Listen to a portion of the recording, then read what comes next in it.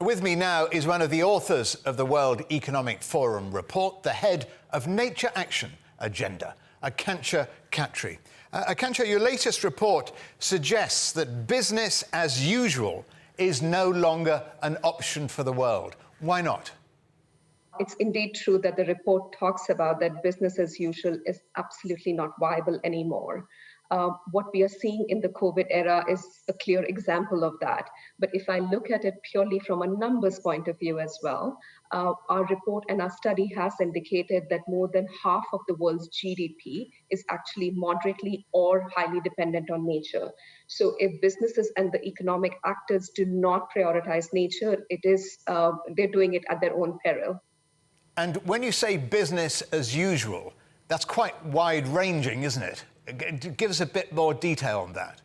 If I were to take an example of actually creating a road or building a skyscraper, we only look at the asset which we have created by ourselves, but completely forget the pollution that it may have on the rest of the environment. And that is really business as usual, which completely ignores the environmental impact of its activities and looks at it as externality. And that is no longer viable. The cost of product, the cost of business operations have to take into account the overall impact that we have on the environment as well as assets together.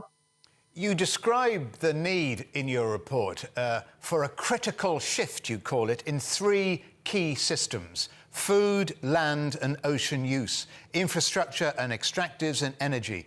Are all three equally important? The transitions and the changes actually have to go hand in hand.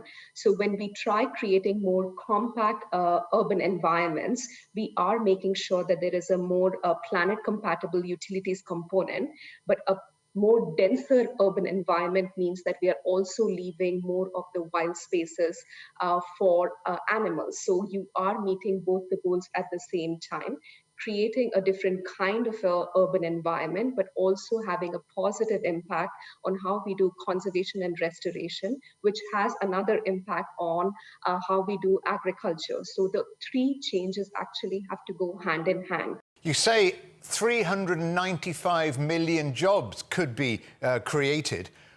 What kind of jobs are we talking about there?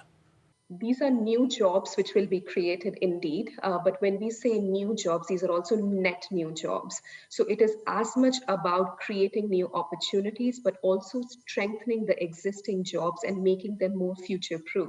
So if we look at the three socioeconomic systems that we talked about earlier, food, land, and ocean use employs today almost 40% of the global workforce. However, many of the people who are employed in the agriculture field or even aquaculture field may not be doing it out of the most efficient resource use, but maybe doing it just because they have been doing this for generations and it's a legacy thing. So a lot of the new jobs will be created in terms of how we grow food in a more organic fashion, how do we grow food in a more regenerative fashion and in a way that is more locally produced. So I think that will be a big chunk of the jobs which will be created. But the second is also when we are moving towards creating a more planet-compatible urban environment that requires rethinking how we urbanize. So we will need new thinking and new design elements. So engineers, people who will be working in contractor workers, cement, etc. So these are really new jobs that we are talking about. And the last piece that I also want to increasingly encourage is the point on conservation and restoration. During the COVID stimulus program, there are countries who have used it in a very innovative fashion. So if I think about Pakistan, it really created this green stimulus program where they were able to generate millions of jobs, giving people both to be able to plant trees, but also to maintain the forest cover. So there are new jobs which will definitely come up in the conservation restoration agenda, which brings people closer to nature. Alongside those jobs, you also are saying or predicting that green businesses could contribute an extra $10 trillion to the world economies. But what investment has to go into that to get that return? So for the $10.1 trillion of business value opportunities, the investment that we have calculated is $2.7 trillion. while the number definitely looks quite huge, however, if we look at the amount of stimulus packages, the recovery programs that have been put forth in the COVID pandemic, it is not that such a big number. So just as an example, in the US alone, in the month of March of 2020, the stimulus package that was announced was $2.2 trillion. So I really would like to encourage through this report, both companies as well as countries to look at it not just as an additional fund, but also think of the money that they are currently announcing as part of these stimulus packages. Can they be anchored in a nature positive recovery and just not be invested in business as usual? Can the world really afford that kind of investment in this time of COVID, in the middle of a pandemic? I would say yes. I think if COVID has shown us anything, is that humanity is capable of very drastic change very quickly.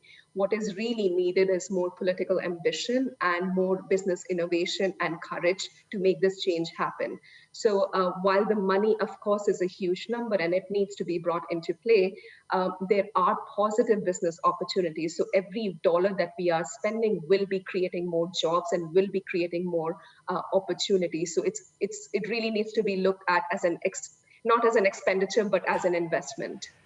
You talked about the $10 trillion. I'll come back to that again. And basically, if the big countries, it'll be the big countries who contribute the majority of that 10 trillion. But in fact, it'll be the smaller countries that benefit the most from that, won't it?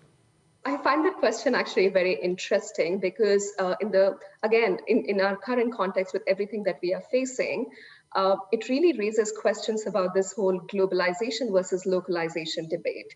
And it is something that within the environment sphere also we face all the time, because when you are looking at, say, the climate goals, they are really global goals. So it doesn't matter where you are increasing the CO2 emissions, the rest of the world also suffers. However, when we are talking about nature and biodiversity, it is indeed very localized. So instead of just getting caught into what does it mean for bigger countries and smaller countries, or bigger economies and smaller economies, the mindset needs to really shift towards looking at the planet as a whole and the planetary boundaries.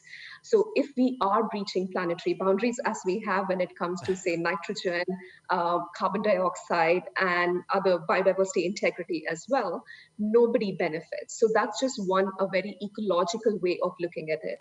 Akanksha, Khatri, many thanks indeed to you for joining us here on The Agenda. Thank you for having me.